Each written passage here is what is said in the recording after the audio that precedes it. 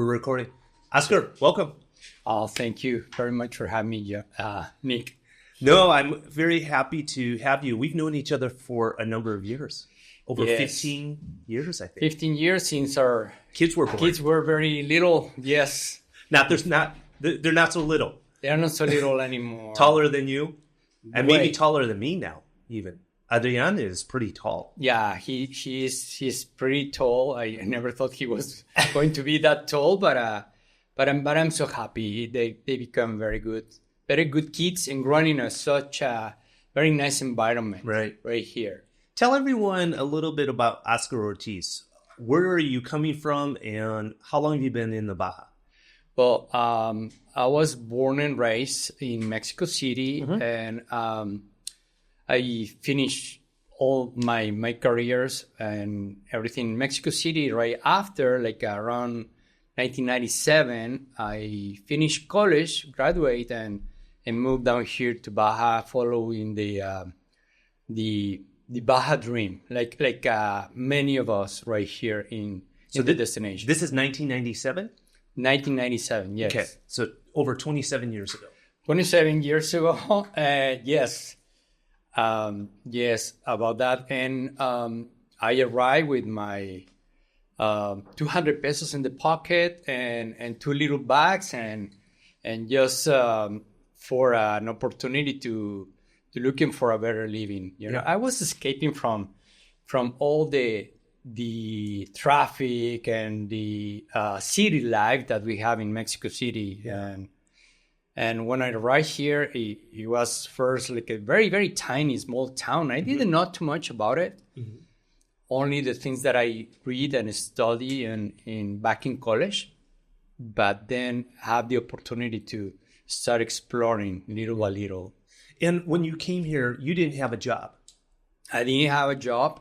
I sleep on the beach for like about 2 months. Are you serious? Yeah, right in Medano. So homeless. Homeless, yes. I have only 200 pesos in my pocket with 2 plastic bags. With all my belongings were right there in 2 bags. Plastic bags? Yes, 2. And how did you survive? Well, you know, when you're very young and as a male, you really don't need much when you're pretty young. You have nothing to lose and a lot of things to win.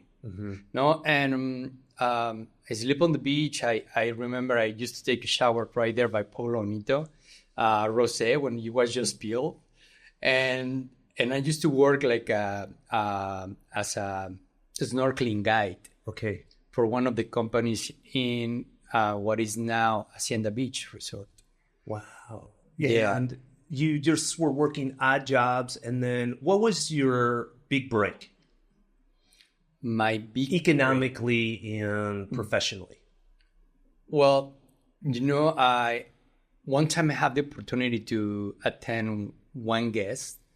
And in that time, the majority of the travelers were American. No, and Canadians, but only one Mexican, and I attend this couple. They were from Ensenada, and he liked the way that I attend him, and he offered me to buy a boat. You know, my first boat. And how many months were you in Cabo at this point? At this point, about like a year and a half. Okay. Not living on the beach anymore. No, not anymore. I live only for 2 months. Yeah. That was like a good experience because you taste a little bit of adversity when you're young, and all those little things help you to appreciate where you're at. No, from many things that we take for granted, like for example, like having a hot water. Right. You know, like. Having like fresh water, a great meal, or like a good bed, or things like that. I think that all those little things help me to appreciate more the situation in life, and kind of like a surfing between when things are too good and then things are not that good. So a year and a half, gentleman offers you to buy a boat. Yeah, I was so scared. I was so scared because I didn't have money, and to buy a boat, for me, it was very, very scary because it was a compromise to if I don't pay the boat, if I didn't have the money, and knocking the doors. A lot of doors were closed, but some of them, they were just open. And one good friend, he said, you know what, you have to do it. Because in order to grow, you need a little bit of pressure. Yeah. Sometimes more pressure. Yeah. And he says, what is the worst things can happen? He said, hey, you can call the guy and say, hey, I'm sorry, after a few months, I cannot pay you the boat, or you want me to deliver. And say, you're right. So I put all the effort and all the illusion of make it happen. So a month after month, I pay him. He gave me a credit, and after I pay him the boat, he signed me the papers back to me. What kind of a boat are we talking about? It was like a Zodiac boat, like an inflatable one. So at that time, there were no boats like here, like those ones here in Cabo. So I started thinking what I should do with this boat and everything. So I started doing whale watching. So I was one of the pioneers to do whale watching in Cabo.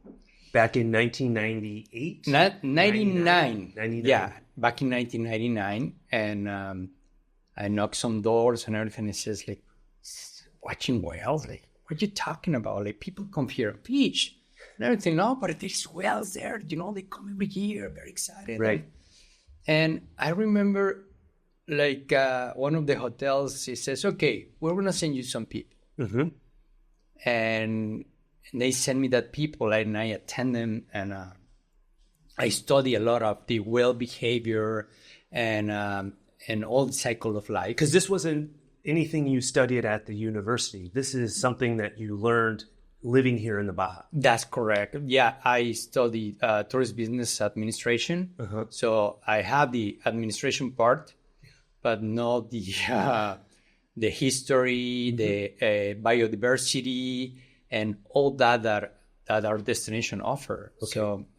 So you're reading books about whales? I'm reading books about whales and watching videos and learning all the facts and how much they weigh and the period of gestation, the migration patterns and the difference between one whale and another. And then I keep studying and I share with the guests about the life of the whales. So it was not only to observe the whales, but it was also to learn about them. And with that, you have a little bit more of appreciation of what you see. And it says, wow, they came all the way from the north and they had the babies right here. Yes, they had their baby, and the period of gestation is 11 months, and they have one baby and this. And so people start getting very excited, and they come back to the resort and they give good reviews. And then from there, I start having more guests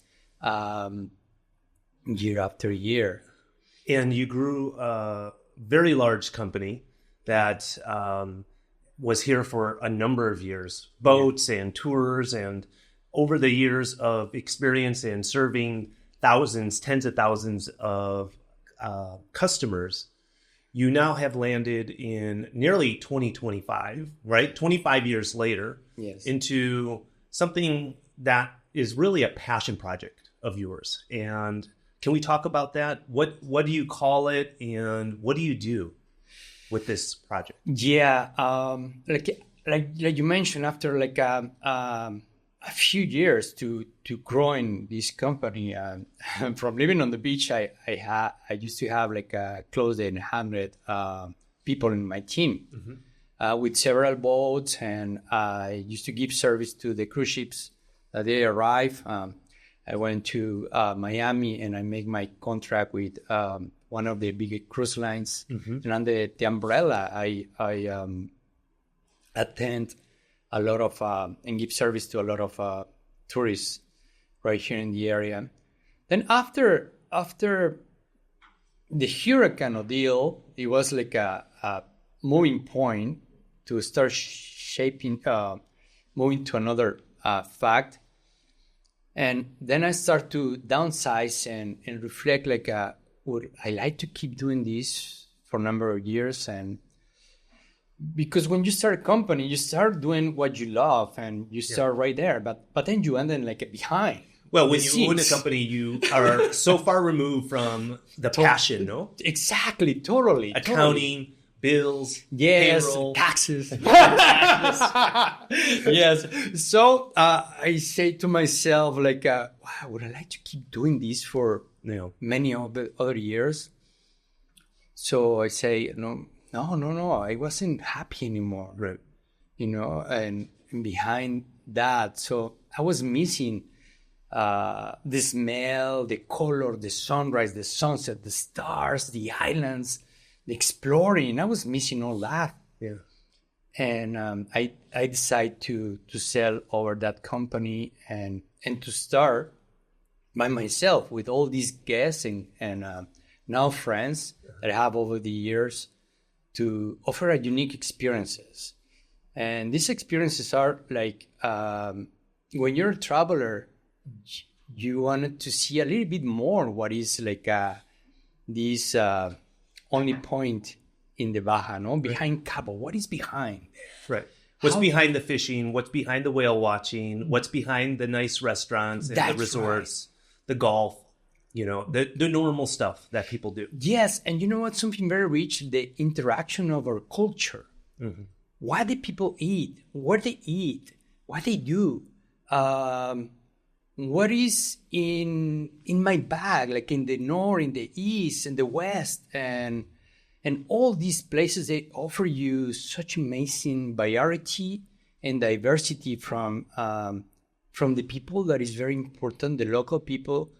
And when you go and visit them, they teach you so much. The living of the ranches or in La Sierra, the people who live in some of the islands, the small fishing villas, the opportunity to go and swim down and grab your own fish and your own clams and cook with them and watch the stars and all like more natural flow. Right. Yeah.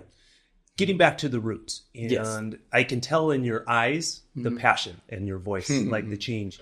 What are some of the things that you've discovered over the years that you've distilled down into an activity that you can take a small group of people and explore? What are some of those examples? Those examples can be, depends on the season. Mm-hmm. And I have like custom-made experiences for any guest. For example, I'll give you some example. I take some guests to enjoy the sunrise and the sunset on the same day. It seems so simple, right? But how many people do you know that they have seen the sunrise and the sunset on the same day in a beach level? Right. And this is the only place that I know, not many places in the world that you can see the sunrise and the sunset on the same day. So we met like before sunrise and we observe the sun come out and we do some affirmations and some like reconnection with yourself.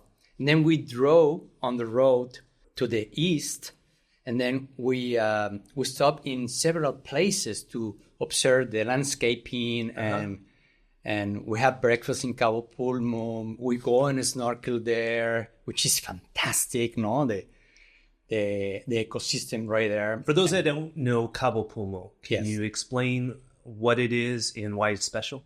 Well, Cabo Pulmo is a marine park and natural reserve, which is northern here on the Sea of Cortez, and is one of the best examples in the world of conservation.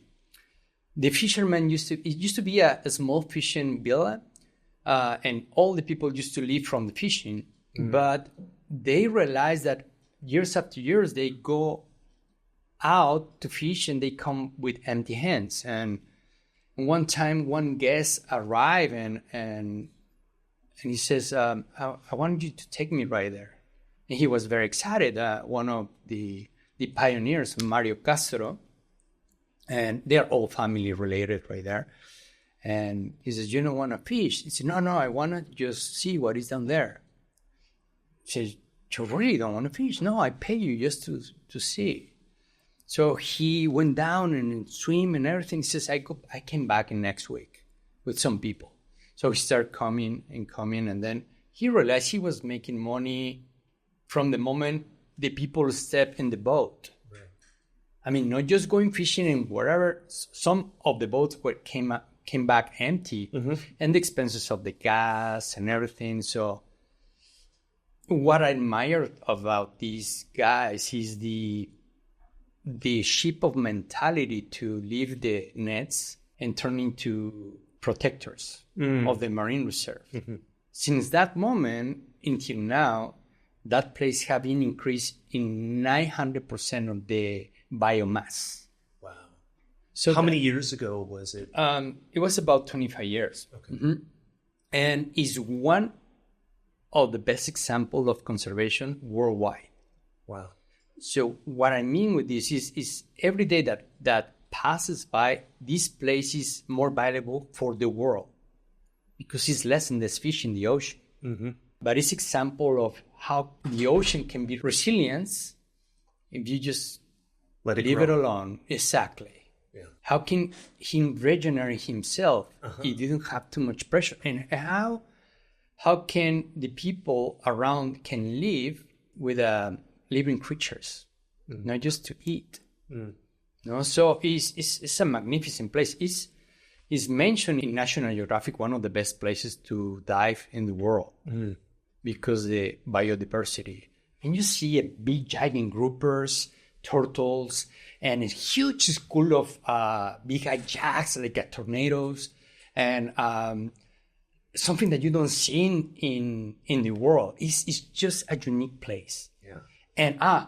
And also it's some marble underwater, but at night, after you have your dinner and everything, you go to the beach and then you just watch the sky. You can see the Milky Way and the satellites and everything is just phenomenal. Right. It is very rustic, but it's unique. Yeah. But it's like that. It doesn't have to be all like Cabo, where there's it's more overdeveloped or urban. Right. Yes. So that's the enchanting place of Cabo Pulmo. So that activity, you start with the sunrise there because it's on the east side of the peninsula. And then by the end of the day, where are you catching the sunset? Okay, we drive from Cabo Pulmo and then we go around to El Triunfo, which and we stop by this beautiful. Tell everyone what El Triunfo is, where it's located more or less, and why it's special. El Triunfo is this little town in the middle of nowhere. It really is. Yes, and actually has a lot of history because it used to be a mining town, and it was one of the richest places in whole Mexico. I mean, people live right there from England to a lot of Chinese people. They used to live right there. And, my brethren.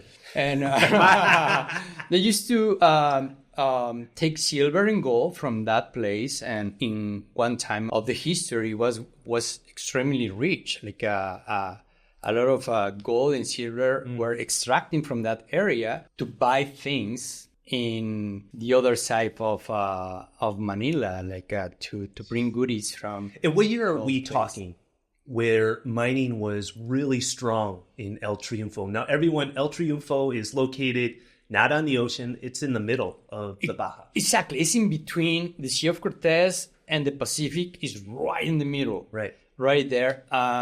We are talking about the 1800s, close to the 900s. It's similar in the United States when there was the gold rush. That's right. Right? Exactly. The 49ers going to San Francisco and trying to mine gold in the United States. Same thing was happening in Mexico. Yes, same thing happened, I believe, in California, though. This is a land of people who have the spirit of exploration, of going beyond just your comfort zone. Right. The new frontier. Exactly. These were seekers of new adventures, of new things, that they wanted to like break change of the heritage and embrace themselves to a new thing. Yeah, it's exciting. And so you stop in El Triunfo. Yes. And what do you do there? We stop in El Triunfo, and there are a couple of museums, like a first class, like first world museums. One is the Silver Museum, which it tells you about all the history, about the process of the mining, the dates, and everything is just phenomenal. You won't believe that these type of museums exist in the middle of nowhere, And then we go to another museum, Mubaca, which is the Museum of the Cowboys of California, which is very interesting how they grow and develop, over the years with all this mix of cultures from the Spanish to the Asian and everything. It's just phenomenal.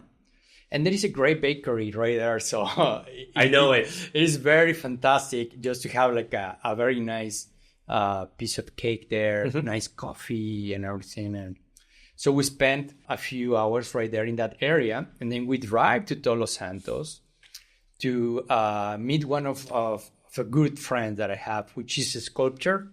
So you met the artist of the pieces that you see right there. And he explained to you about his passion or his inspiration about the pieces. Yes. No, so you are in his shop, and then you see all the process of this sculpture, and it's very deep, very educational.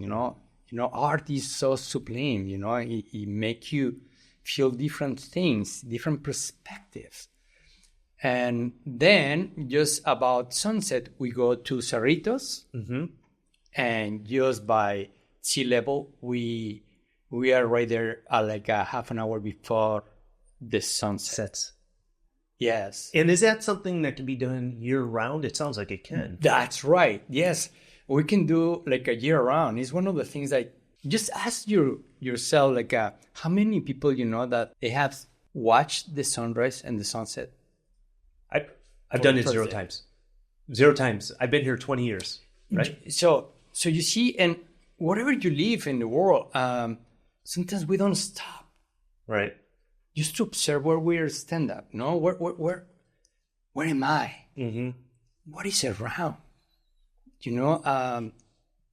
Cabo and these places is such an amazing place. From the moment that you're breathing, we're close to this ocean, which is the one who produces the 50+% of the oxygen we breathe in the world.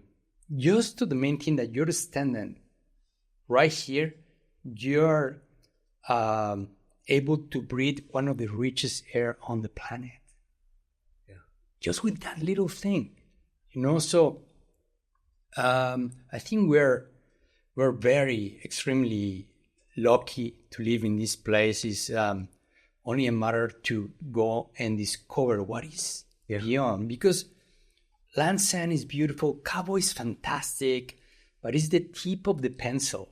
Right. There is still like 1,000 miles long of histories and encounters that you can experience yourself. Well, Oscar, I think it's next week. The team is going with you on one of these specially curated experiences. Yes. What can I expect in the team on this experience? I'm very excited. It makes me chills because I wanted to share with you and your team about the importance of Sierra de la Laguna.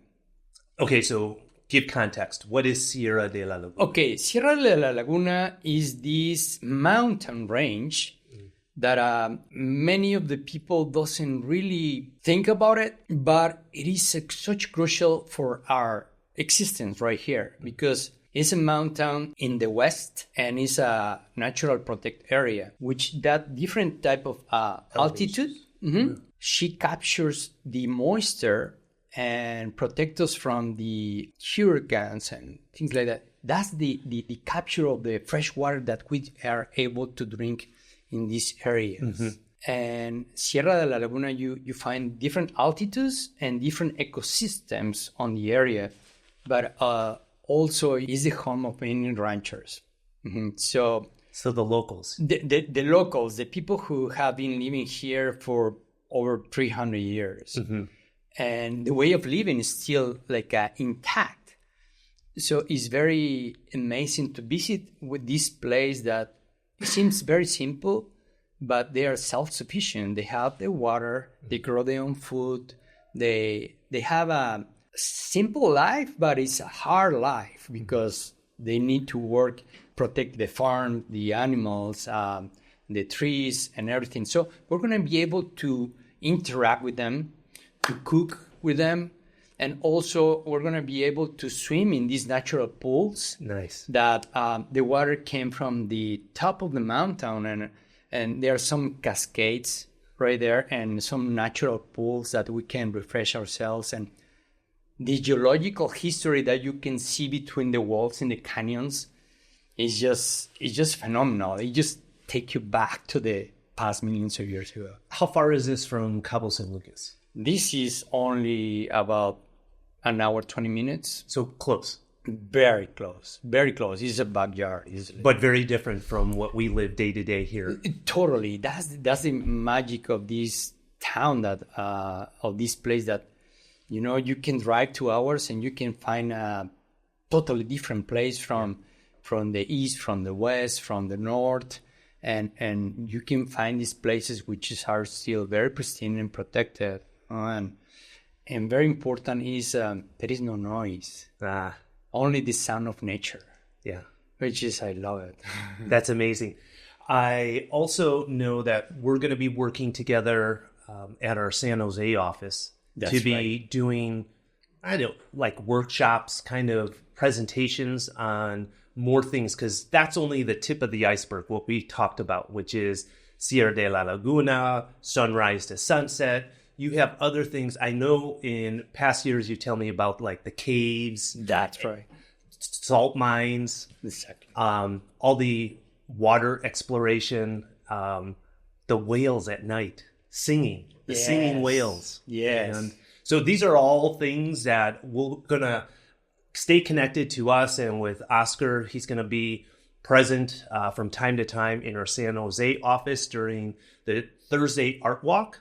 That's correct. Right in the evening, doing a presentation where people can learn, get to meet you, and go on specially curated activities like the one that we're going to go on next week. I'm excited for that. Me too. And your passion for the Baja is why I wanted you on the podcast. And I appreciate the invitation. No, and for us, it's not just about selling real estate. It's more importantly, the lifestyle that has brought us 20 years ago, and what keeps us here. That's and right. As the area is growing, more and more people come.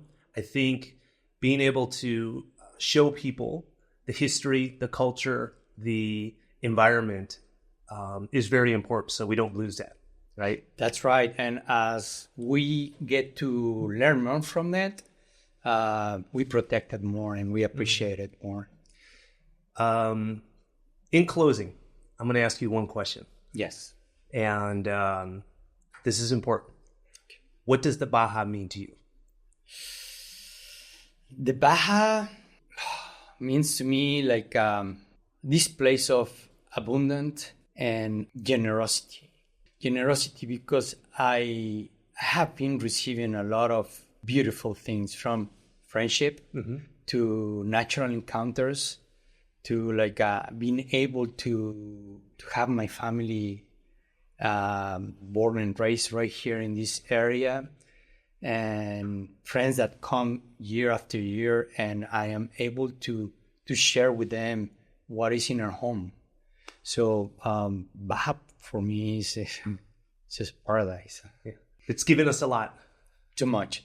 Yes, and it's with my work is I'm able to give back. Right. That's true. What I have received, is to share with love and passion what we receive in a daily basis from this place.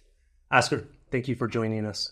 I look forward to next week and our continued collaboration and getting the word out as to why Baja is so special to me and you, and really everyone that comes here. It will be my pleasure. Thank you for having me. All right, everyone. Until the next one, bye for now. Thanks for listening to this episode of the Nick Fong Podcast. Make sure you subscribe to the podcast and the YouTube channel at youtube.com/Ronival Real Estate and follow Nick on Instagram at NickFong_Ronival. Ready to find your Baja dream home? Check out the latest property listings at Ronival.com or findmexicohouses.com. Hasta luego.